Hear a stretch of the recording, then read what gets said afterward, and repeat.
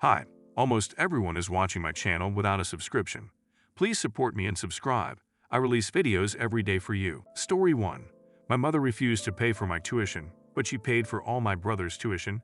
I'm going to do with her. My 57M daughter Jane, 21F, has recently been accepted into the university of her choice. Now me and my wife, 55F, are glad with this news. The only thing is that Jane got accepted to do an English degree. Now Jane, compared to her two brothers Mark, 28M, and Leo, 30M, was quite late in applying to university. When me and my wife asked her to start at 18, she claimed that she was not ready and wanted to have a little rest. A little rest being going out with friends and traveling the whole of last year with her boyfriend. It should be noted that I supplied Jane with all the money needed for her little rest. Now me and my wife have nothing against Jane doing what she did. She's young and young people live to explore and do what they do. However, before me and my wife allowed for Jane to do her thing, we made her promise that when she did apply to university it was for a degree that was worth it. Jane was going through a weird phase where she wanted to be many things that were more on the creative side. Fast forward a year later, we find out that Jane's gone behind our backs and applied for an English degree. Both Leo and Mark took medical degrees and are now very good, well-paid doctors. One would think that this would motivate Janet to go on the same path, but instead she has decided to be herself. I sat down Jane last night and told her that if she decided to go through with the English degree, I would not support her at all, and that she would have to take out her own student loan. At this she began crying, claiming that I was the worst dad ever, and had always favored her brothers over her, because I had paid for their university fees. Now this is totally incorrect. I did literally pay for her travel all of last year. My sons think that I'm being too harsh and that I should simply support Jane regardless of what she chooses. But is it too much to ask of my daughter to follow through with an actually useful degree? EDIT. No, my daughter's year of travel does not add up to her brother's tuition fees, not even close. For those wondering, I work as a cardiologist. Me not wanting my daughter to do an English degree is not because I'm sexist, but because I want her to do something useful which she can live off instead of depending on me for the rest of her life. I don't even know if this is something she really wants to do, or if it's another way of trying to rebel against me. Update. I would like to start by saying that I appreciate all the comments that were given, however unpleasant they were. They helped me understand that I was in the wrong, and some provided me with advice on what I should do if I wanted to keep in contact with my daughter. I realized that I was living too much in the past, and wasn't taking into consideration how much things have changed in the last 30 years. My father worked as an artist, paintings, and had little to no business. The only thing that saved my family from absolute poverty was my mother working in a supermarket. I guess I was afraid of such things happening to Jane. Now, I hadn't talked to Jane about her degree until the last Thursday. When I brought the topic up, she confessed to me that she was ready to take one of the degrees I had recommended to her. I told her there was no need to, and she looked at me as if I was playing a cruel joke. I reassured her that I was being serious, and she began crying due to happiness. I realized that I may have been favoring my sons due to their obedience to follow what I asked of them, and was punishing Jane for being herself rather than fitting into whatever I decided to make of her. Jane will be attending Oxford Uni later in the year to take her degree, and the relationship between us has never been better. I am highly appreciative of all the comments on my previous post. They helped me see how much I was prioritizing financial gain over my daughter's well-being, something which should have never been a question in the first place. Story 2. Feel like having a baby was a huge mistake. I'm her father, and no, I didn't have to push out the baby or carry her for 9 months. But I don't think I've ever been more sad, exhausted, or depressed over a decision my whole life. Prior to the baby, I had lots of hobbies, traveled the world, had a thriving, loving relationship with my wife, and more. I built things, flew drones, worked on cars, and loved my Wall Street job. But it all feels like that's gone. I have a 9-week-old, and it has been rough. Nobody can really explain how demanding and exhausting and selfless you have to be to raise a child. I'm just grabbing at any moments of peace, and when she sleeps I just want to stay up and have a chance to be me. But I'm so tired that I can't even enjoy those moments. I find myself wanting to pack up and just disappear. I find myself not even wanting to wake up, because I know what the day requires. When's it get better? When will I get 7 to 9 hours straight of sleep every night again? When will I get a chance to live again? I don't get time with my wife. Love life is non-existent. I don't get to travel or do any hobbies I had. I work 9 to 10 hours a day, and I'm exhausted even before the day starts. I feel so guilty because she's beautiful, and it isn't her fault. But if I could go back and undo this decision, I would. I know not all experiences are the same, but I'm hoping someone has a positive word or glimmer of hope for me. I hope I didn't ruin my life. Update. Hello everyone and happy Friday. I wasn't going to write this update as it has been so long, but I realized that we are a community, and part of the power in community is in normalizing the experiences that we sometimes feel we go through alone. Feel free to ask me any questions about my journey below. I'll do my best to respond to everyone.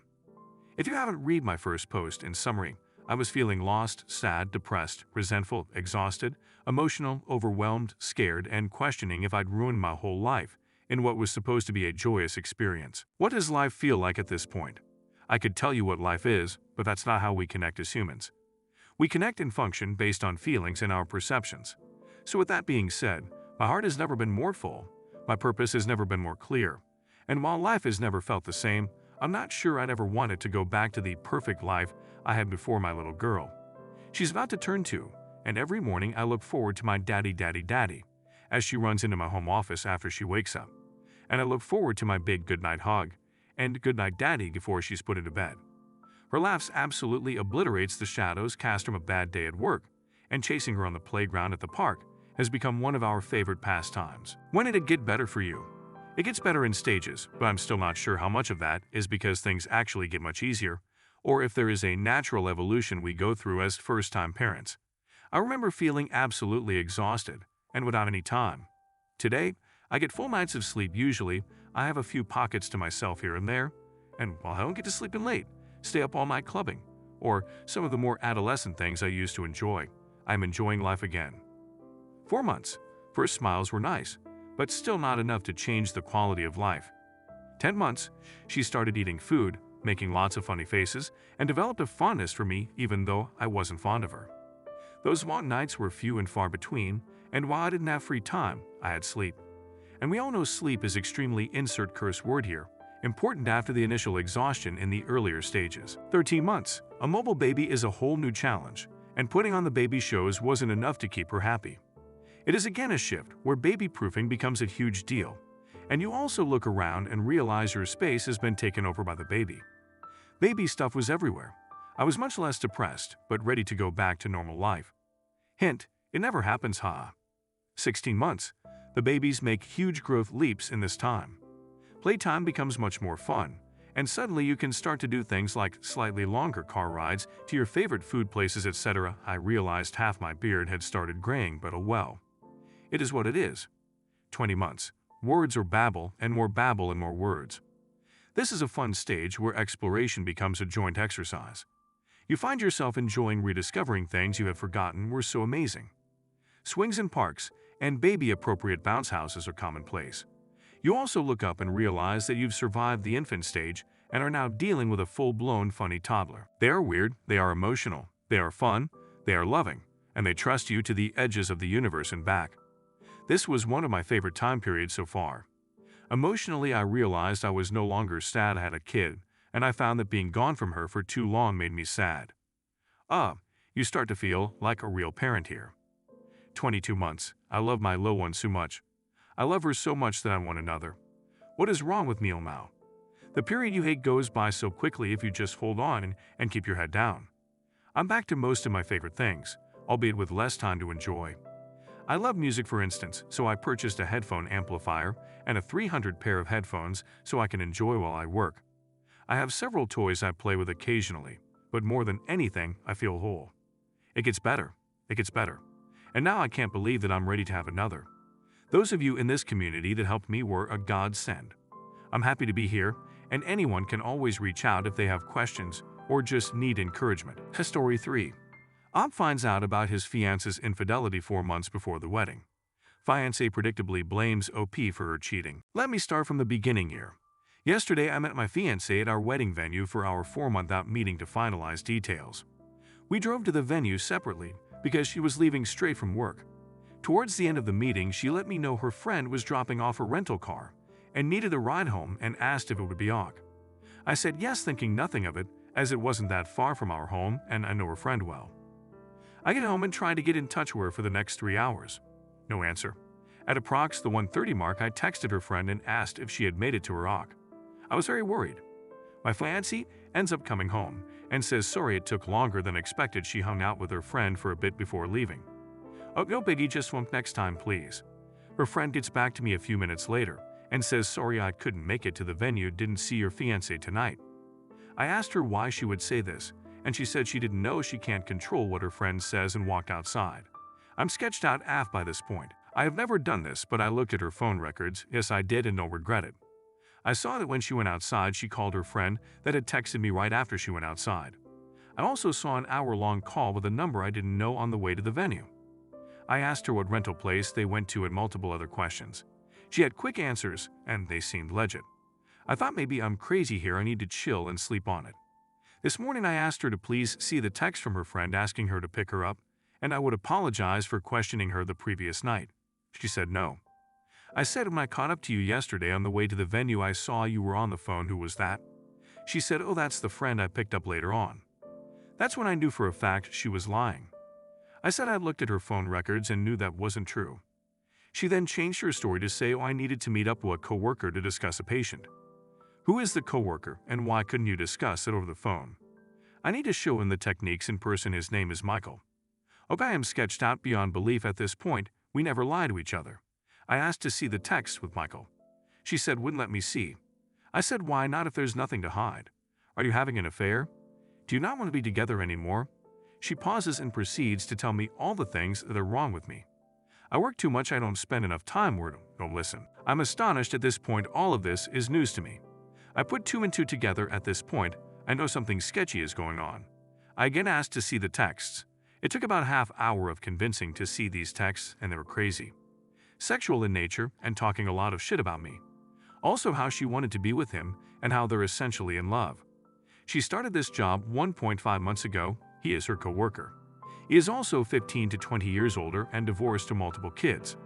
I've been financially supporting her for the last few months as she got back on her feet and was working extra so she wouldn't have to pick up a part-time job. We own a house which we both live in with 3 dogs and a horse. Sorry for the novel, I am beside myself right now. I did not see this coming, and we were going to get married in 4 months. Any advice would help. As an update, I was finally able to sit down with her tonight and go over this. Again, she came in trying to blame me for what she did, trying to justify the cheating and lying as a direct result of my lack of communication and listening. She said she wouldn't have had to start talking to this guy if I had been listening better. I spend too much time in the office working and don't dedicate enough time to her. I tried to explain that I was putting in extra hours to try and support her and the family financially while she was struggling so she wouldn't have to get a part-time job. She said she would have rather gotten a part-time job, which makes no sense to me. She was under the impression that because this was short-lived, 1 week she say, and they only made out once, that we could move past this. When I brought up the texts where she was trashing me and talking sexual with him, she deflected hard and I got nowhere with that. I told her that I'm not the reason that this is happening. She went too far and should have communicated with me or thought about the implications first. That I can never trust her again, and this is all because of her actions. Whether she wants to try and justify this as my fault is up to her. At the end of this part, it got a bit calmer. I said, listen, we just really need to figure out the house we own jointly and the 3 dogs. We came to the conclusion that either I stay and buy her out or we sell and get new places. The dogs, one of us will get one, the other 2 tad. So that's where this left off tonight, and we'll continue to keep you all posted on progress. Curious what you all would do about the house. Financially, I can support it alone, but it is nearly 3 square feet and 5 acres of land, which was bought solely to have her horse. She is taking the horse when she leaves and boarding it at a barn. Update, Day 3. I was able to sit and have a 3-hour conversation with her tonight. We talked about our relationship and what led to what occurred. It started with her telling me what I did wrong in our relationship. Lack of communication, spending too much time working and on my phone. I don't disagree with any of these things. My mindset behind working so much was support of the family. I run an e-commerce business on the side and am a one-man customer service center, and deals happen 24 hours a day. I'm never not on the clock. I could have certainly been better about setting my phone aside and responding to people the next day. The lack of communication was on both ends, and a prime example of this is the fact that I was unaware she was unhappy with any of this. It was never communicated to me. She said she felt I would have gotten upset if she told me but never gave me the chance to work on it. I am not a perfect person by any means, and many times I do or say things that are misinterpreted by her as rude. An example of this is a week or two ago, I was trying to help her with a budget with her financial problems to try to set up a plan to get her on track. To note, I work in the financial industry and do this for clients all the time. She had mentioned that she owed me maybe $1,000, and she would get that back to me next paycheck. I said something like, I think it's a little bit more than that, let's go through the transfers I have made to our joint account. It ended up being over $5,000. My purpose for doing this was not to make her feel bad, but to realize how much I have been contributing. She took this as me trying to humiliate her. Was just trying to help, and maybe my timing was off. She told me I have been too focused on money lately, but I was only trying to make sure we were going to be OK. We still had quite a bit to pay for the wedding, and my budgeting mentality was on overload, trying to make sure we had enough. The fact that she keeps trying to justify what she did by attributing that as a direct correlation to my flaws really bothers me. She keeps telling me that she is surprised I would throw away 7 years of a relationship away like this. I keep having to remind her that I didn't throw it away. She did with her actions. She told me that I told too many people too quickly, and we could have resolved all of this between us. She also said that she wouldn't have had to talk to someone else if I was a better listener and communicator. I had finally determined the extent of the affair, which I actually believe based on the texts that I read. They began talking 1 to 2 weeks before via text. I don't know if they had met up before outside of work, but this time around he had asked her to the park to play basketball and talk. She met up with him and they ended up making out. I truly believe it didn't go further than this yet, but it would have in the near future, I am sure. She says he is not her boyfriend. She also took off tonight, and I have no idea where she is at, assuming with him or a girlfriend. It is an awkward living situation, but I am hoping this resolves in the near term. I do think she wants me to get back with her and try to repair that. I think that the main issue was a lack of communication that manifested for a long time. We got into a routine, lived our boring simple life, and meanwhile this problem was never discussed and grew over time. She acted out instead of talking to me and also lied to my face / talked a lot of shit about me behind my back. She can be very sneaky and I don't think I can fully trust her again. Obviously, this would be the easiest thing to do, but I don't think I would ever be truly happy. Understanding the root cause has helped me feel better. If nothing else, it will allow me to address my personality flaws / communication issues and see things from another perspective. I started hitting the gym today and will keep a routine going. I also plan on picking back up on studying for my CFP designation. I took the week off of work to focus on my mental health. Today I called the wedding venue and officially canceled the date. We were able to get some money back but lost a bit unless the date can be resold to another couple, unlikely. I also spoke with their parents again to keep them apprised. They live far away and I am sure are worried sick.